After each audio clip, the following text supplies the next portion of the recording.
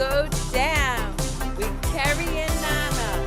You ready for the show to begin? Hey, let's go. Let's get it. It's almost showtime. Let's go. Let's get it. It's almost go time. Let's freaking go.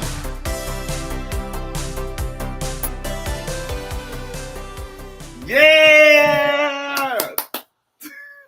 I love that intro. Take it away. I mean, damn. Welcome, whoever is on here. This is our Brightside Chronicles, or the Brightside Chronicles, hosted by Kerry and moi, talking about things that bring people joy and just exuding just the happiness of what Thursdays are looking forward to. But today we have my amazing friend, Gentleman Gamer, aka Mr. Mike DiPietro, and he's not the Boston Bruins goalkeeper. Okay, I mean, you could let him think that. Yo, this is gonna be awesome, man. I'm excited for this episode today. And what episode are we on right now? 20, babe. Golly, yo. How do I know that? No, come on. No, I knew what it was. I just wanted to make sure she was on top. You know what I mean? I had to make sure she was paying attention. You know? But we're already getting love from Frosty. And a plus side. Yeah. I got it to stream to your Instagram today. So it actually worked. Never cease. Evidently, the Gentleman Gamer is the magic sauce to get us to be able to stream live. Imagine that. You bring a streamer on and it works. That's crazy. Yeah, I'm so excited. The funny thing is I don't stream crap. I mean, the fact that I can do this is all thanks to my dear friend Yanko, who has a show with me on Fridays and is in the tech industry. So thank you so very much. And Frosty says, yup. But anyway, I'm going to jump in here real quick because I always like to do my little ditty too. Hey, yo, hold on. We don't put that word out there. No. He was acquitted. It's fine. Okay. I didn't even think about that, but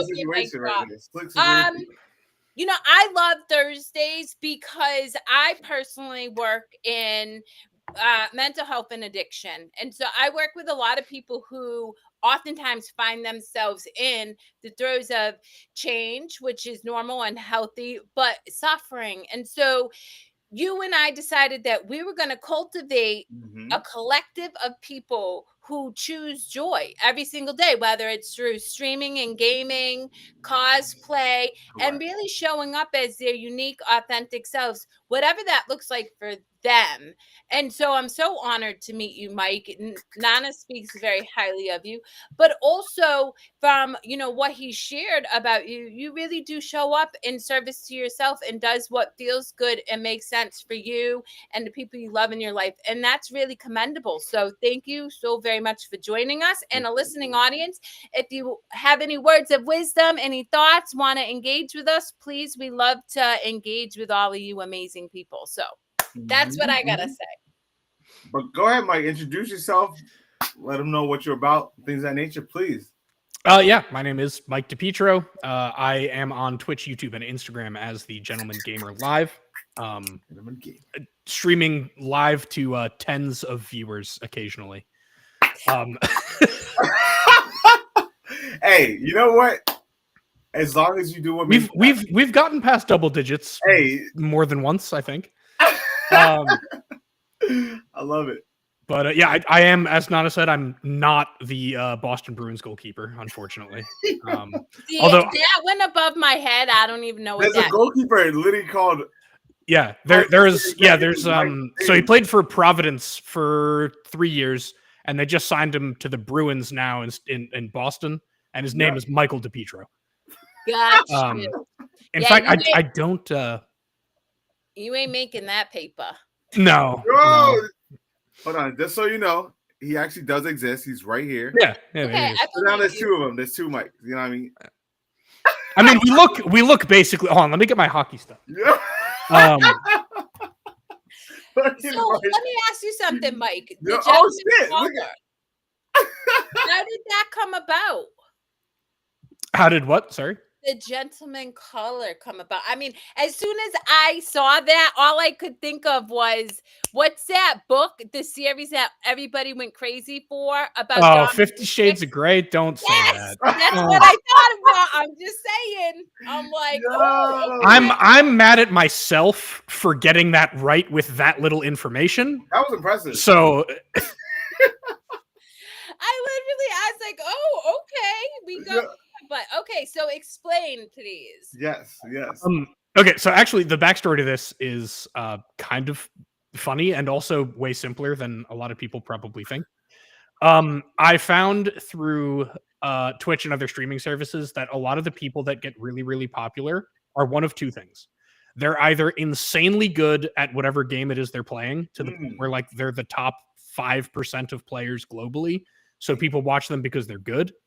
Or second, they're entertaining, but internet entertaining is different than regular entertaining. Internet entertaining almost always has some small amount of cringe to it. Oh, Got you. yeah, I'm learning that. Yep. Got you. So I thought, what is maybe the perfect balance between something watchable and a little bit cringe? And so I decided what I would do is stream games in a full suit with a British accent.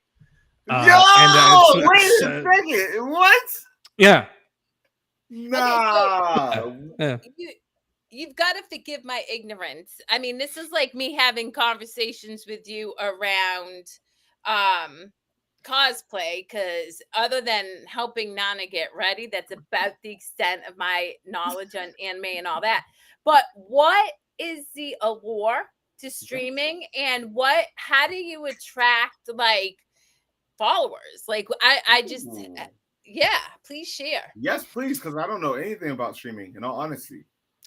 For me, a lot of it is just I really enjoy games. And I also really enjoy talking to people. Mhm. So if I can do both at the same time, that sounded like fun. So do you sit here like, so just like you're talking to me, but you're playing a game while you're talking to the camera? Yep. Yeah, Correct. that's exactly right. Correct.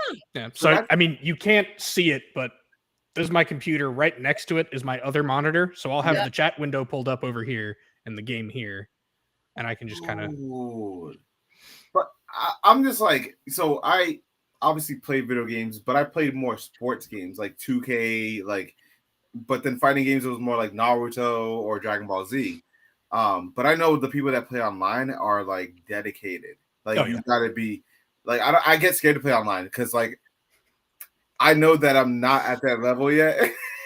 Yeah. And so perfect example, right? So there's this game called Marvel Rivals, which is all about like superheroes, you know, which is a very great game. It came out on the PlayStation 5. I went on the first day they came out. I'm like, oh, let me see if I got a chance. I played 2 matches and I didn't know what was going on. And I left and I just was like, I am not ready for this right now. And I got smacked. Like, it was bad. I was like, I don't know what's happening here. But it was just one of those moments I'm just like, damn, this is like a whole different league of just like people that are dedicated to like the craft. And this, I was probably facing a lot of like people that do streams, so they're like used to like this constant like, you know, things of that nature. But now I'm like, dang, I feel like I'm out of my league when it comes down to like the gaming aspect. But I love seeing it. You know what I mean? Go ahead, Mike. Yeah, I mean that's a whole thing too. Like I said, is I mean, whether it's streaming or not, it's all about, for streaming specifically anyway, it's whether or not people will want to watch, and you don't have to be good at games for people to be entertained. In fact, some of the best streamers are terrible at most of the games they play. Or they'll purposefully play games where like you're bound to fail over and over again because people think that's funny. Well, I imagine this skill is really interpersonal skills and connection, like being able to engage with people and hopefully bring them entertainment and connection, which, you know, it's so funny because for a long time I vacillate. I'm gonna keep it real. As a mental health advocate, right, movement, and there's certain things that we just know are super important for chemicals to produce joy, like joyful experiences. However, I will say post COVID, you know, we even had Liz on the show, who is a licensed therapist who uses Dungeons and Dragons to get people to connect and Sure. overcome their anxieties and stuff. And so I think in that context, I imagine that gaming really gives people an outlet to socialize and connect when they may otherwise, not have that capacity. For sure. Definitely, especially maybe not Marvel Rivals so much. I don't know if you got any chat messages in that game, but I didn't get that far. They didn't let me get that far. Some games that are more competitive focused are not necessarily great for that, but there are a lot of games that are really good for that. So Dungeons and Dragons is fantastic. I love Dungeons and Dragons. And then also another game that came out somewhat recently that it's entirely co-op based and has built a huge community is Helldivers 2. Which you can attest to that because wasn't that your cosplay for PAX East? It was, yes. Yo. But like right after PAX East, it actually was in international news. Wait. Helldivers was? Helldivers was in international news, yeah. Because a bunch of Chinese players and a bunch of American players were communicating on what to do, and they all coordinated a mass effort in the game to like protect a specific in-game city, and it was in the news. So, bro, but that's the whole thing about like you can have different groups of people form, a bond through gaming, through streaming, to just like a general thing that you guys all enjoy, you know what I mean? Because like I don't know how Helldivers like that, but like I know when people group together on certain things, it only brings really positivity when it comes down to it too, because it's just doing it for a single cause of like just bringing out the product or game or whatever it is, you know what I mean? Yeah, and like also recently, they were at PAX and I went to one of their panels, but Games Done Quick, they're on YouTube, they're on Twitch, they stream. It's a community of speedrunners, so they get really good at a game and they learn how to beat it really, really fast. Really fast. Yep. And just like they did a big marathon this past week, and I think they raised over $1 million for Doctors Without Borders just playing games. Oh, I love that. What?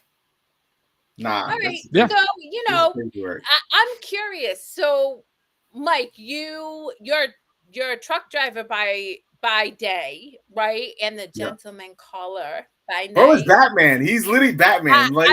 You keep throwing caller in there, and I think it's the 50 Shades of Grey thing, but there's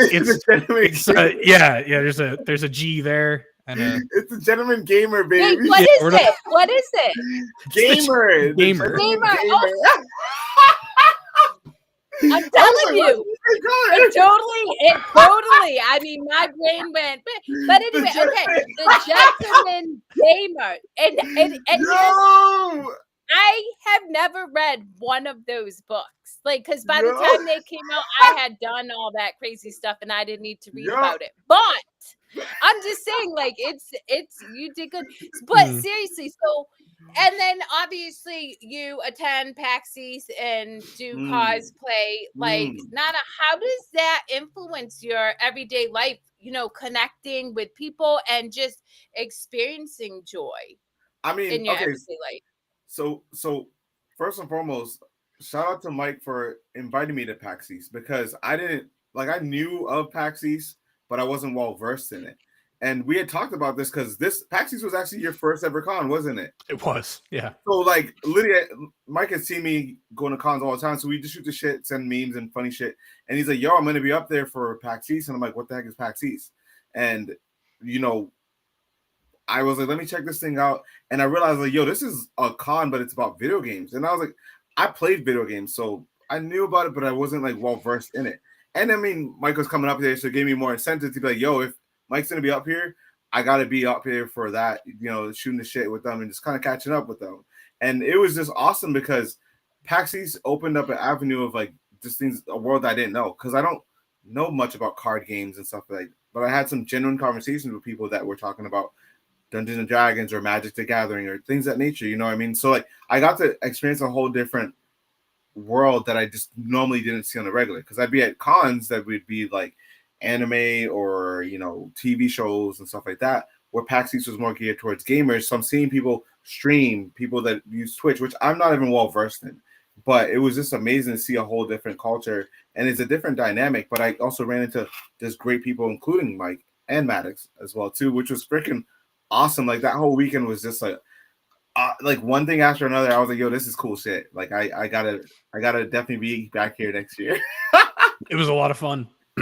Yo, but the positivity that came out of it was like just enjoying it, and then seeing Mike, enjoying himself, meeting up with people that he just formed a bond with. You know what I mean? Like that's the cool stuff about that you get from cons that people don't realize that it goes on. It's not, oh, these are just a whole bunch of nerds. It's like, no, these are people that are just regular people that enjoy a fandom that they want to celebrate, I mean, it is also a bunch of nerds. Well, yeah, you're right. You're right.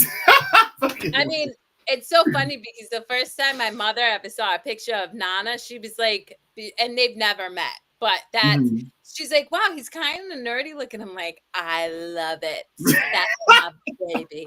It's the glasses. It's the glasses. It's the glasses. It's the glasses. I know, and that's the thing. I'm like, if you only knew, he can be a nerd any day. But you know what?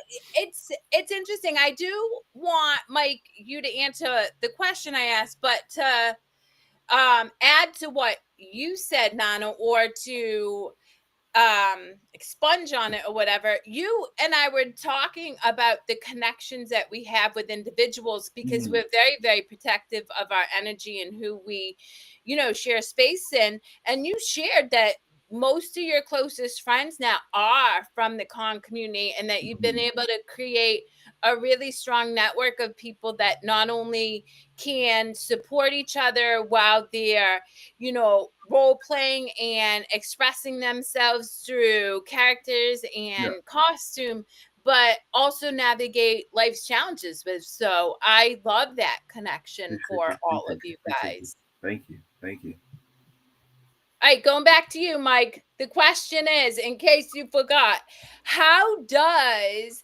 streaming and cosplaying and showing up and doing the things that you love to do, in your personal life influence how you show up in your everyday having to navigate anything, work, joy, whatever? I mean, for me, so this is going to be kind of a multifaceted answer, I think, for a multifaceted question. Let's do it. I very much keep my work life and my personal life separate, just because I don't think, with the exception of maybe streaming, if I were to become big enough where I could stream as a full-time job, with the exception of something like that, I don't think there's a job on the planet that I would really love so much that like I would do that all the time and I'd be happy about it. I just, a job's a job. So I do that when I need to. And then in my personal time, I do the furthest thing from work that I can possibly think of. And so part of streaming, like I said, I like playing games just because it's fun. And I like talking to people a lot. And so doing both of those at once, but then also without being too much of a people, like it doesn't veer into the people pleaser area of like an actual toxic behavior, but there's just something very pure and energizing about bringing joy to other people. And so even if it's a couple people, like being in stream and talking to people, and they're making clips and they find something's really funny, or this is the first time I actually cosplayed, or the first time I went to a con even, but there was something very, very cool about people like running up to me and being like, oh my God, that's a really cool Helldiver suit. Can we take a picture together, please?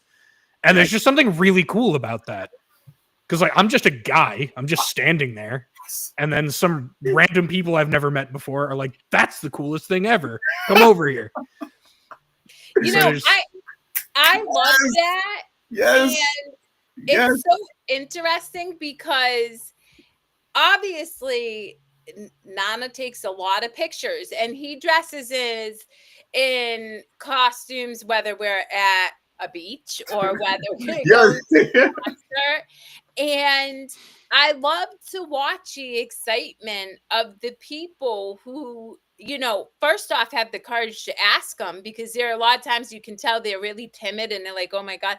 But second of all, the joy that Nana gets from being able to make somebody smile. And I do believe that part of cultivating a really joyful and abundantly lived life is acts of service to others. I love that you highlight it can't lean into the people pleasing, meaning you got to have boundaries. Like, honestly, me and Nana having an intimate dinner and somebody walks up, I might feel some type of way. But the reality is like being able to show up and extend yourself in that very simple but very meaningful for certain people way is a beautiful way to contribute to living joyfully, I believe, anyway. Well, okay, so to piggyback off of what Mike was even saying too was like, so one of the cool moments that I've had even cosplaying where it was Har actually had a coat drive or whatever it is, and I'd actually ironically had dressed up as Mickey Mouse because it was kids there, you know what I mean? And like Mickey Mouse, like who doesn't, what kid doesn't know who Mickey Mouse is? Like, bro, like come on. So like literally I wore it and you could see the parents' faces were like, holy crap, like this dude is like, he works at a dealership, but he's dressed up as Mickey Mouse just because he wanted to. And you know, the owners they weren't gonna tell me anything about how to like, I just said I just did it for the kids. It wasn't to like, you know, showcase anything to them. But I was like, I'm just living my life, bro. Like I just live this life that I enjoy. And you're right, Mike. The whole like not trying to intermix personal life from work life, because like I tell Carrie all the time, I'm like, I feel like a lot of people don't really at work wise don't really see like they don't get to the point that like I can kind of like there's very few people that I can kind of tell them like, hey, this is what I'm doing type of thing, where others is just you just gotta keep it kosher and just be like you might see it on Facebook if you're lucky. You know what I mean? Like you just might get a little, but I'm very big about like when I go into work, it's just I gotta do my job, help people out. But once I walk through those doors, then I get to just be this. I get to be myself. I get to be a little bit more of like who I get to embody on a regular basis. But I understand it's the whole like separating that and kind of keeping a balance, work-life balance as well too. Ooh, you just opened up a can of worms in Carrie's world, because I vehemently, lovingly disagree so Okay, go ahead. with that. Agree to Like, disagree. Go ahead. As soon as Mike said it, I was like, it's all good. So go ahead. I think, you know what? I'm not even going to touch it because Why not?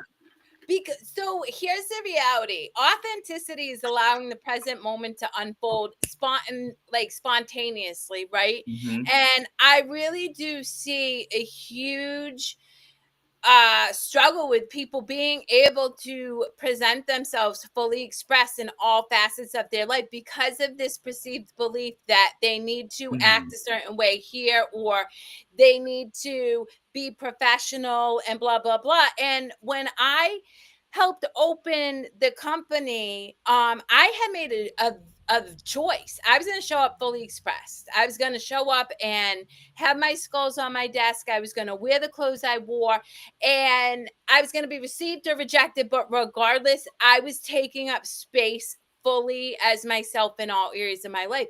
Yeah. And that's very empowering. And I do believe that is of the highest service to everybody else, because it gives other people permission to be seen as a unique self, because we are all uniquely different for a reason. We all hold power and purpose in that. That's one thing. Secondly, I feel differently in that I think you do show up like the same Nana at work as you do. You were just as driven at work as you are as focused on your cosplay. You still show up with your hair dyed at your job. You still, I feel like you don't compartmentalize as, you don't show up as Mickey Mouse, but I'm sure if Mike... Only on Halloween. It's just a different cosplay. You just wear the cosplay. So, I don't know. But I think that it's, when we look at, and this is why I am super passionate about this show, guys. Like I have to say this. When we look at a world where 80% of Americans either admit to over consuming some type of chemical and or are on a mental health drug, the system's broken. And it is my belief that the system's broken because we continue to try to fit people in boxes that they were never meant to be placed in. And so that's why I love both of you guys, because, and all the people who show up on our show and many more, because you show up fully expressed, like you do what makes you happy, and you're not willing to hide that, despite the fact that you probably do face controversy or rejection at times, but it's worth it to you so you can have that sense of joy and fulfillment. I mean, you're right. I definitely see where you're coming from with the whole like, I'm just me. Like what you get is what you see. You know, I mean, I can't sugarcoat stuff. I just be straightforward with people. Like, hey, yeah, I mean, and even think about this. You and I are very similar, and I was. It's interesting because I was just having this conversation with Mike offline, in that we're driven. Like we will invest our heart and soul into an individual, whether it's you letting somebody shadow you so that they can be a very successful car salesperson, or me working side by side with an individual to learn a skill at a job, or working in the field I do now. But at the same time, we're here to take action and achieve results. And if you're not jumping aboard that train, then I'm distancing myself, not because I'm judging you, not because I'm better than you, but because we have two different lenses of how we show up to achieve, and yours just doesn't meet where I'm headed. You know what I mean? So I think even there is your authenticity, because people think you come off standoffish, but it's that you're not there to gossip or complain about work politics. You're there to get the job done so you can make your paper and go buy more cosplay outfits that I have to reorganize the closet to fit. Yeah. Damn. Airing out the mail. What the? One day, babe, I'm totally gonna do a sneak peek into Nana's closet. I don't know if they're ready for that. But I'll play this. They ain't ready. I love it. But no, go ahead. My fault. Go ahead. No, you're good. Oh no. What I was gonna ask, I wanted to bring it up to Mike, was like, so ever since the cons and stuff like that, what have you experienced like in yourself that's changed, you know, for the better, if anything, of like from the experience of cons, of streaming? Like, what's the, I guess, things that have changed that's made you better over time? Man, I know, right? That's a good question. I had to keep you on your toes. Man, I haven't even thought about that, so I'd have to well, to you think know, about it. if I can, I hate to interject on Mike, but something I heard you share through this conversation is your ability to bring a smile to people and take pictures. Like, I imagine that was like enlightening, or at least informative, that you wouldn't have known otherwise prior. Yeah, no, that's that is true, I guess. Yeah, because that's the first time in my life I've ever had random strangers run up to me and ask to take a picture. Yeah. Well, except for one other time where there was some dude who thought that I looked exactly like his grandson, who was like 12. This isn't a bit. It's actually true. Now, this was like 4 or 5 years ago, so I was a little younger, but I was not 12. And apparently I looked exactly like his grandson. So that was one other time some random person asked me for a picture. That's about it. I mean, wild. You look young. That's not a bad thing. No, it'll be great when I'm older. I'm saying I'm 45, and when people are like, "You are," I'm like, "Yes, I am." Well, you know what? Speaking of that, you know, I really believe that the more you lean into joy and the more moments of play and fun and spontaneity, the more youthful your appearance is, because there's this lightness. Like, think about it. We all know what an individual looks like when they're weighed down by life with their heavy thoughts. Like, Nan and I kid you not, we were at Texas Roadhouse the other day, and we were sitting next to a woman, and holy moly, like you could feel this woman's like low vibrational energy. And so I think about that, and I'm like, damn, so if we know that like anxiety and that suffering really drag you down, then the joyful energy is going to make you lighter, and you're going to express that in all areas of your life, because smiling releases chemicals into your brain. Like the reality is like like your body responds to how your mental is operating on a regular basis. It's very true. There's obviously, it's to an extent, it's not complete, but the whole saying mind over matter, like that's a real thing. Oh no, it's so I've studied neuroscience, and I'm gonna tell you right now, it's not to an extent, it is 100%. There's a reason why Nana and I believe in manifestation.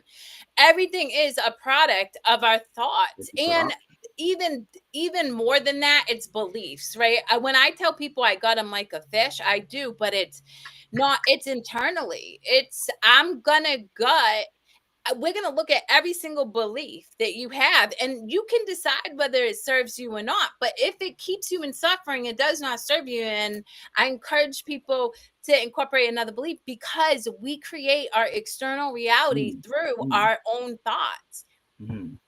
I mean, there's this cool quote that I think I might have brought up on one of the podcasts or whatnot, but it was this something of that nature of, in order to be like childlike, you have to almost be immature in a sense, right? So, and I think that's cool. I was like, I always like that quote, because I'm like, dude, I'm probably one of the, like, I can be mature when I need to, but obviously if I'm in a setting and I can be a goofball, I'm gonna be immature. Like, you know what I mean? Like, if I'm at a freaking barbecue cookout or whatever it is, I'm hanging out with family, yeah, that gives me more leverage to be immature, because I'm hanging out with people that enjoy who I am. And not that I can't do it at other settings, but like, that's also just being childlike in a sense of like, you don't want to lose your inner child, because once you do that, you're just becoming like a shell of yourself. And I always tell people, keep fostering your inner child, because the more you foster it, the more you tend to see a better view in life, because you're not jaded by resentment, guilt, as Carrie says, and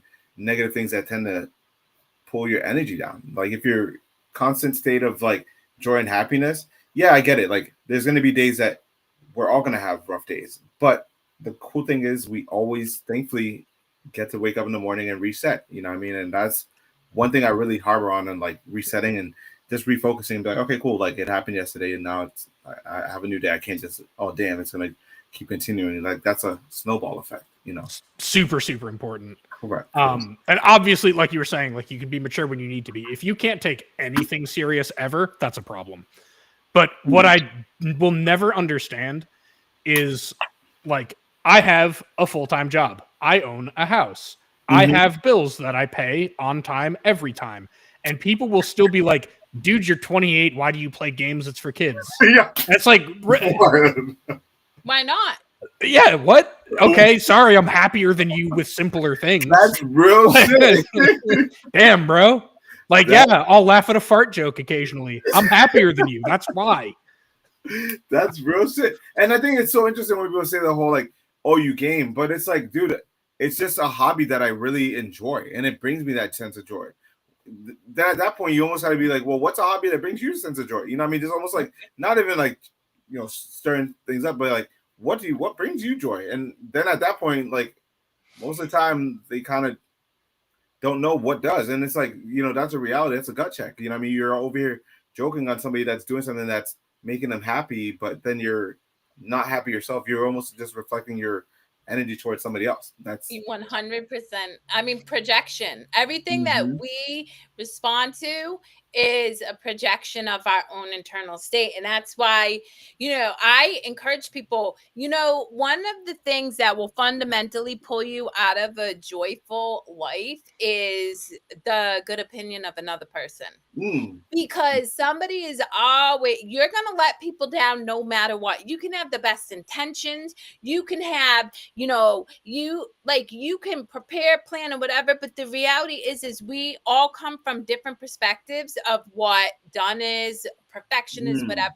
And so you're going to let people down. And so, again, that's why I encourage people. I don't care if you're part of the Pink Pony Club, if you identify as a furry, I don't care what it is that you do in your life, as long as you're joyful. Because the fundamental truth of it is when you are in joy, you're never going to tear another person down. You're never going to project negative energy into the world. You will not be experiencing the external situations that we bear witness to if everybody were focused on chasing their own joy, because true joy is cultivated in love, and no act of love is harmful. Now, people might perceive it harmful, right? People get pissed that I have boobs on my arm. When I brought the girls to elementary school, they wanted me to cover up, but that's just a perceived slight, and that's not an actual offense. And so it's really important that people recognize that in whatever brings you real joy, you can cause no harm. And secondly, to your point, Nana, and Mike, you don't know this, but I've studied world theologies. I mean, everything from the Bible, the Bhagavad Gita, how to change. I mean, you name it, alongside of science, quantum physics, neuroscience, to understand how to hack brains. And almost every spiritual scripture has something about childlike wonder, meaning suspending what you think you know and stay in a wondrous state. Because we assume all the time, I assume that I know how Nana's gonna walk through the door. I don't know. I assume that I know what's gonna bring me joy tomorrow. I don't know. But when we stay curious, we are open to way new possibilities. We're open to new connections, new growth, new, everything. So it is truly important, and I love that you always have that lens, Nana. Staying youthful, staying curious, and not taking yourself so seriously, as Mike said, because life is way too short to take yourself that serious. Well, the reason why I also love that is because, like, this weekend, obviously, I am heading to Kineticon, which is actually one of, like, the first cons that I, aside from Anime Boston, but it was one of the first cons that I went to. Like, I was like, oh shoot, this is like different. And I don't know, I get to be childlike this weekend. I'm looking forward to it because the whole work-wise has been very just challenging the past month.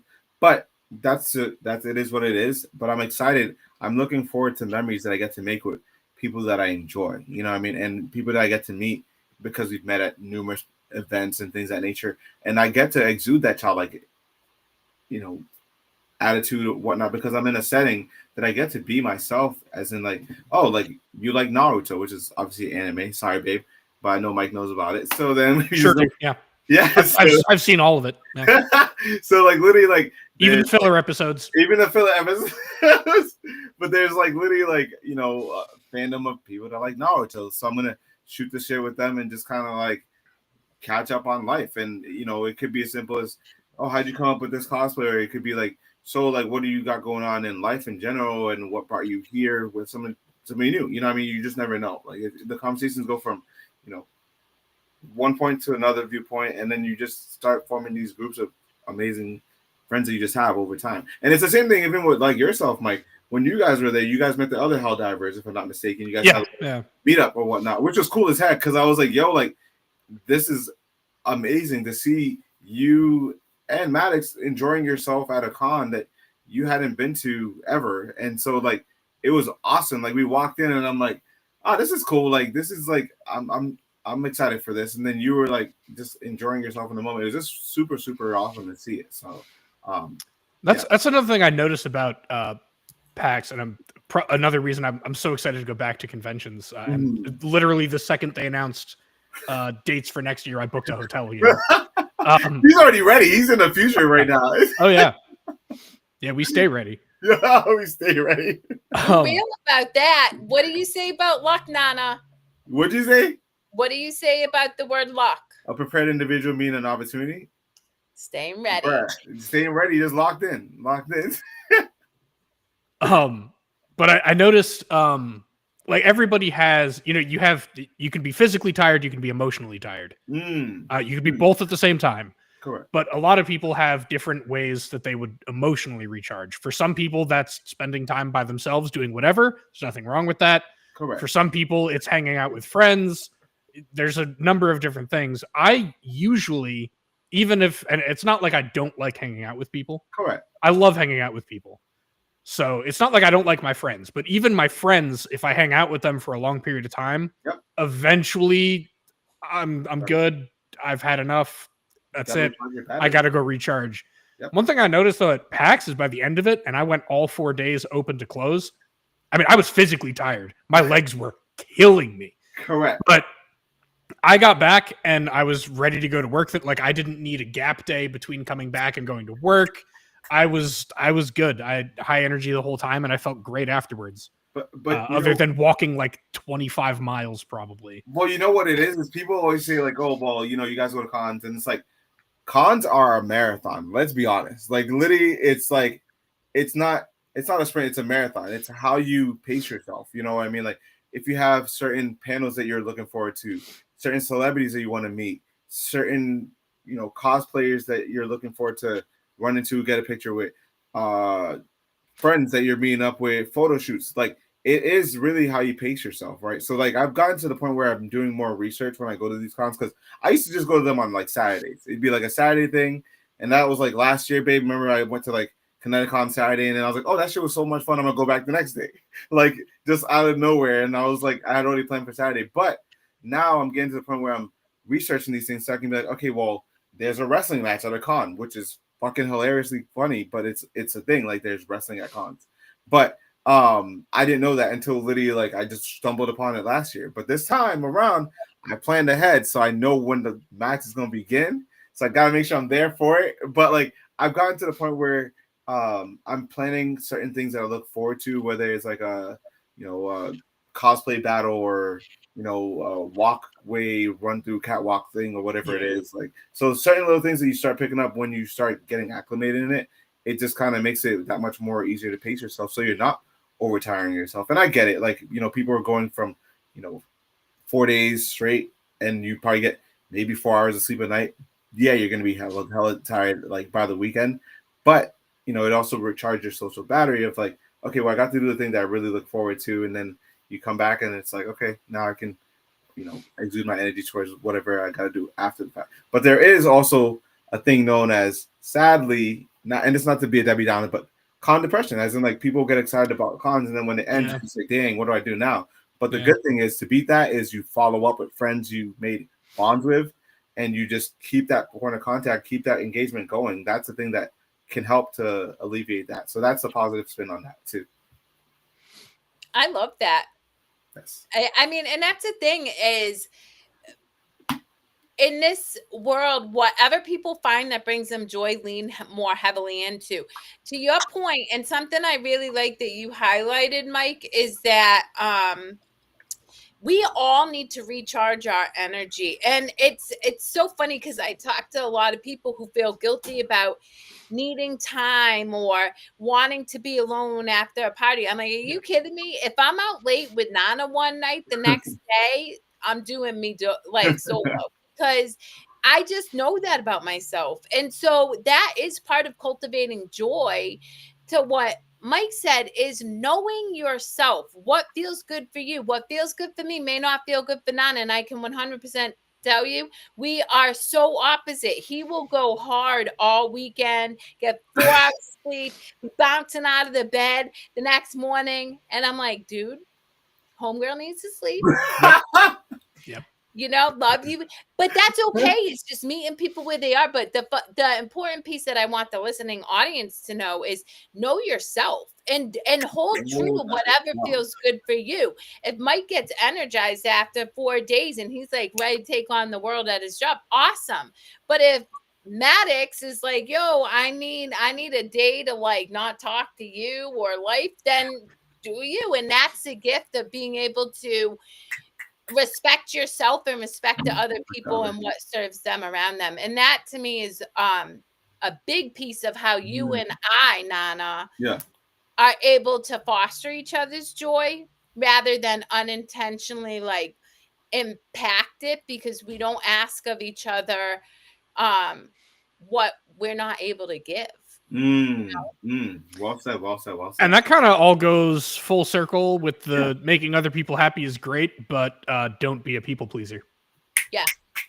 I'm curious because you and I were talking offline about jobs and how, we both, I know I bent over and took it up the ass several times in my Hey, career. yo.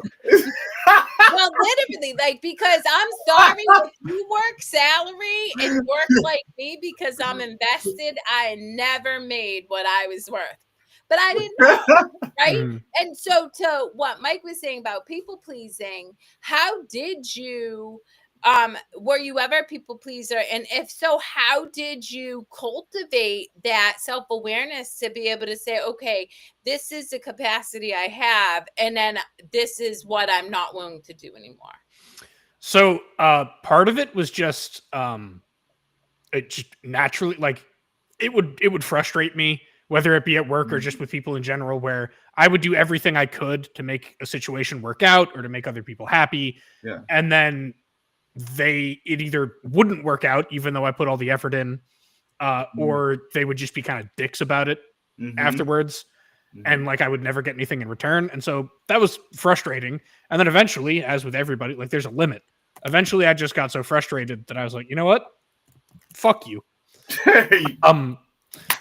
So it's like, that's kind of a very simple answer, but that's pretty much how it went. And then through more thinking about things and kind of going on a journey of self-discovery, which is another kind of cliche. But I went for jobs specifically. Yes. The more you know, the more you're worth. And if they don't pay you, go somewhere else. Second, the more you know, the harder you are to replace, which means if you start saying no to things, they're probably not going to fire you. And if they do, you go somewhere else. And then just for people, it's I know this is something you talk about extensively, which is knowing when to cut people off. You can be patient with people. That's fine. Nobody's perfect. We're all human. Correct. But you got to know where the spot is where it's okay. No. This is a behavior now. They're trying to take advantage. This isn't an accident. They're doing this on purpose, and we're not doing this anymore. Yeah. I feel like that's like a mic drop moment right there. Literally mic drop. Please don't. Yeah, I just go ahead. No, please. No, I was just gonna say I just love that you pointed out all these things because I think people got to hear these things. Sometimes it has to be reiterated because I think we just kind of I think certain people just kind of just go through the motions of like, oh, I just gotta get by. I just gotta get by. It's like, no, like, you don't have to get by. You have to also know your self-worth and be like, I bring this to the table. Like, if I walk into a room and there's a whole bunch of people that are, affluent, or if you're not the most affluent, I'm still going to treat you like you're a regular human being because that's just who I am as a person. You know what I mean? And that's my self-worth to give to others to let people know that, hey, look, like, this person means, like, perfect example, right? So this guy comes in today. Kind of looks a little raggedy, whatever, because he's like just in his comfort element. Nobody says hi to him. I just happen to just say hi to him in the middle of the showroom, and I just started talking. And he's like, hey, I'm thinking about getting the vehicle. And I'm like, okay, sure. What are you thinking of? And he's like, I'm thinking about a Land Cruiser. And I didn't prejudge at all because I'm like, most of the time, like, I think car sales assume like, oh, this guy doesn't have like a suit or whatever. He probably can't afford it, whatever. Yep. Dude, like, the dude is like, no, I'm actually going to buy a Land Cruiser like later on because he's waiting for his 401k or whatnot, and that's a car that he's been wanting. And I said, okay, cool, like, let's do the research. But had I gone in to meet him with a mentality of like, oh, this dude is just gonna like waste time and he's not really looking to accomplish anything, yeah, I probably would have got a different outcome, and he probably would have been like, oh, like, I don't want to work with you. But he understood that, like, hey, like, this is gonna be, and I told him, I said, that's fine, we just have to get you whichever one when you're ready. And I think that alleviated the stress of like, oh my gosh, like, somebody actually took time to get to know me as a person instead of just brushing me off because I had just, out of bed clothes. And it's funny, we were talking about it, I was like, you look at you just woke up out of bed. He's like, I kind of did because this is like 2:00. I'm like, who the frick wakes up at 2:00 out of bed? But it was his day off, and he's just kind of as Mike points out words. But it was just cool. I didn't like prejudge him, so it was really nice to just kind of like talk with him and try to figure out where he was at, and it was the right example to like not prejudge people, basically.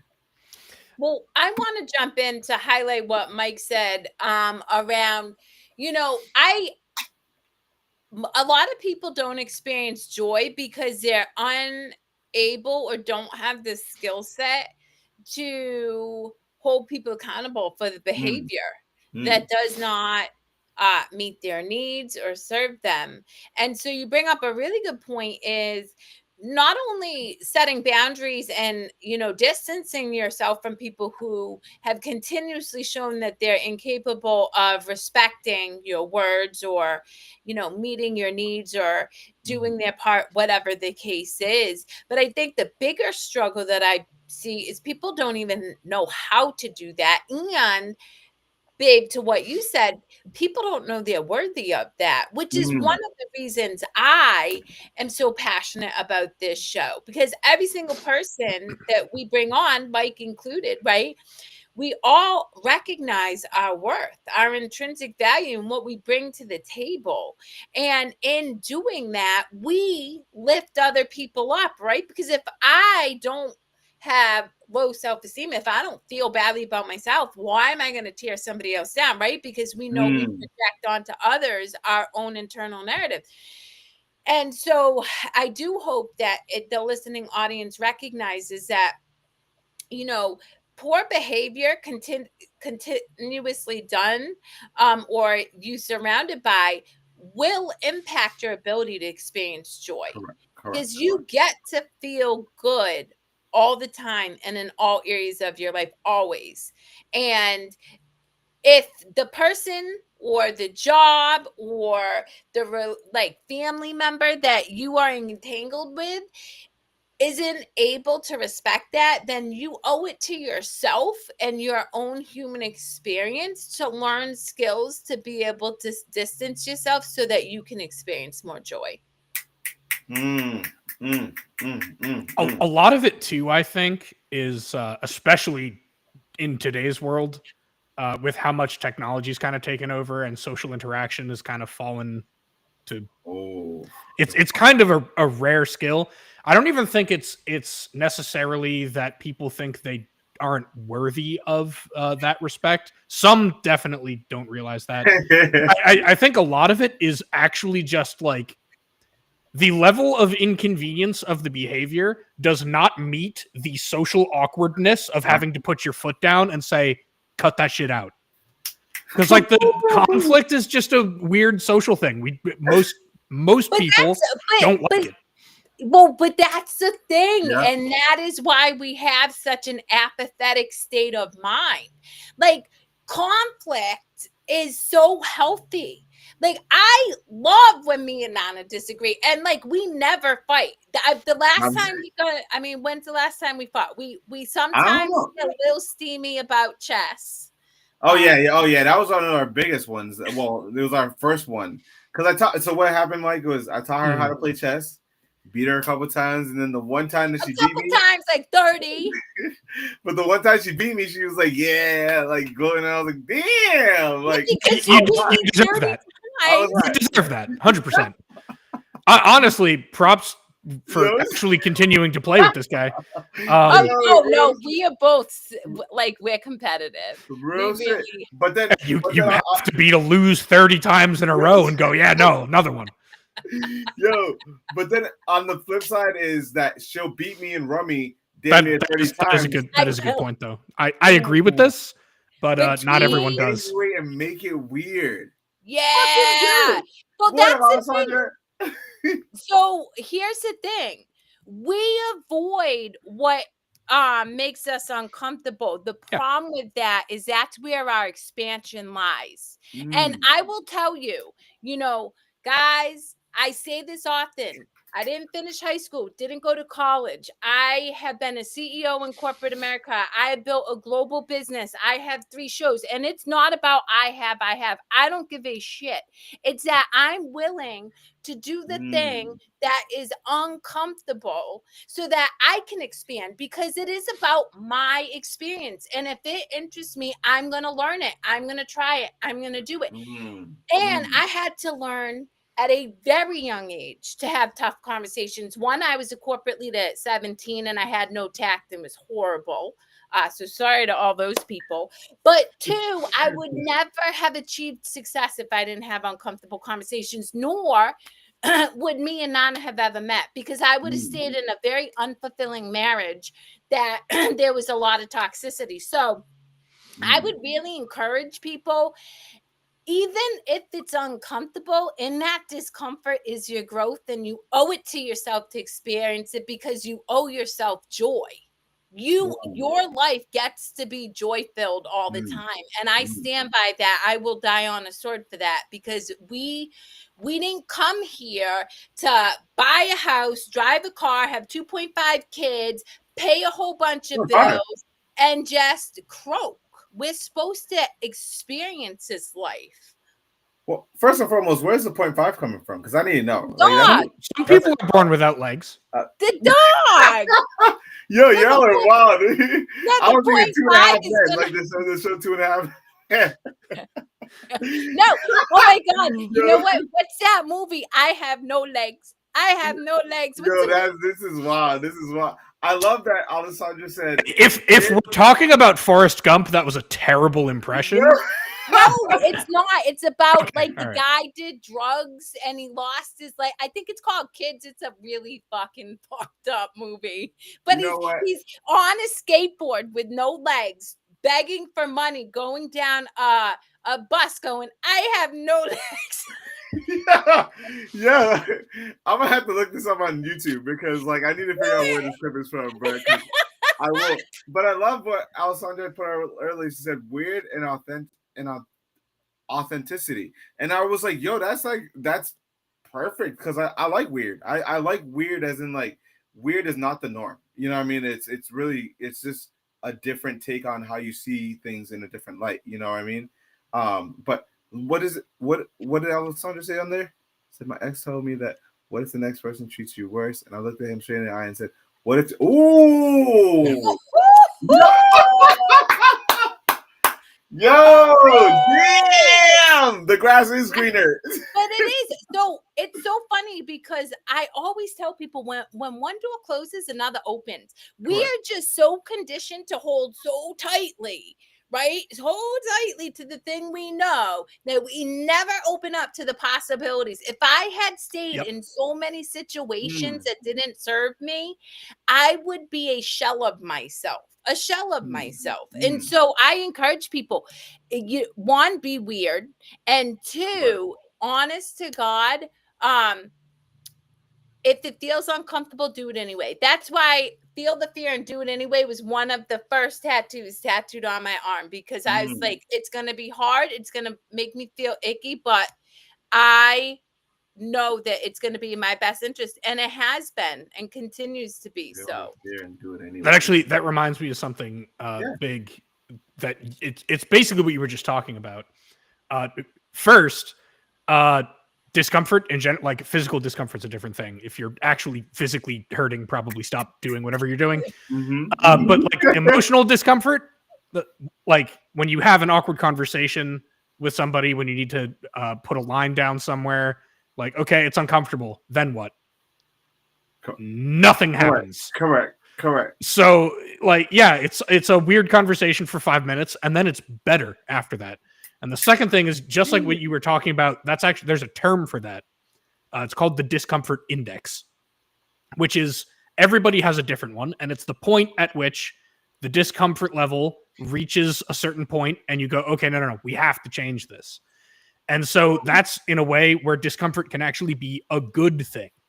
If the situation is bad enough to make you uncomfortable, that fosters, as you were saying, it fosters growth, it fosters change. You're going to have to do something about it. And doing something about it is going to be just as uncomfortable. So you might as well do it anyway.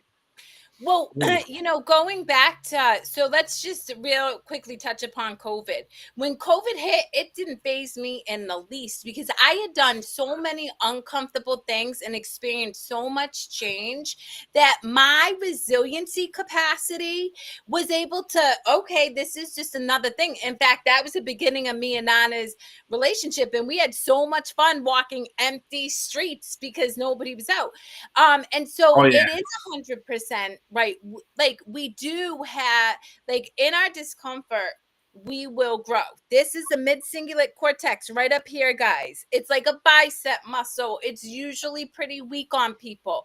But if you do the thing consistently that you don't want to do and you do uncomfortable things, you build that muscle until you're resilient and you have unshakable willpower. And that is just absolutely true. You know what I mean? So and then secondly, I just want to highlight real quick to your point, Mike.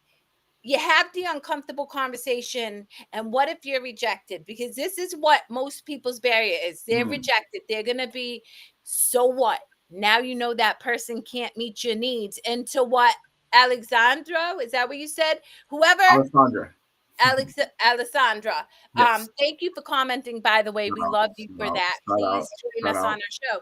What they said is true in that you're gonna find somebody else to meet your needs. You're gonna find another job, to what Mike said. You're gonna find, I built my family. I am not close with a lot of my immediate family, but I'll tell you what, I got ride or dies who I know I could call on right now who would get my back in a hot second if I needed it. And that is why having tough conversations is part of joy, because you're able to collect the people who can bear witness and hold space for your unique, individual, amazing gift that was made as you, rather than conform, because that's where your comfort lies. Damn.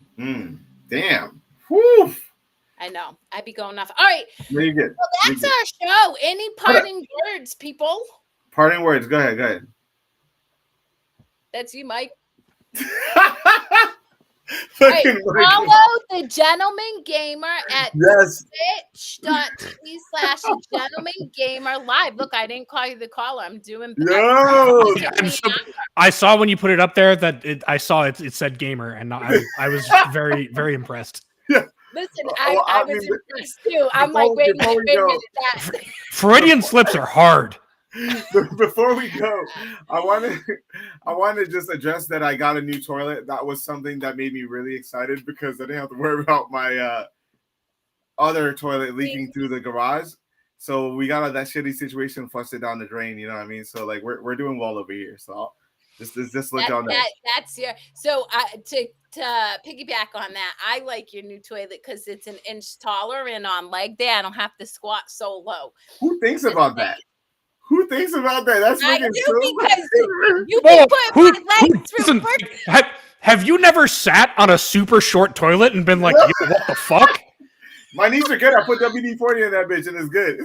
Yeah, literally, I'm not even kidding you. But like 3 days, I'm like, babe, you're doing this taller. Yo, He's like, dead ass shit. I'm like, matters. I didn't even notice. So it just works. It just works. Listen, that leg day's gonna be hitting different now. You wait and see. Good.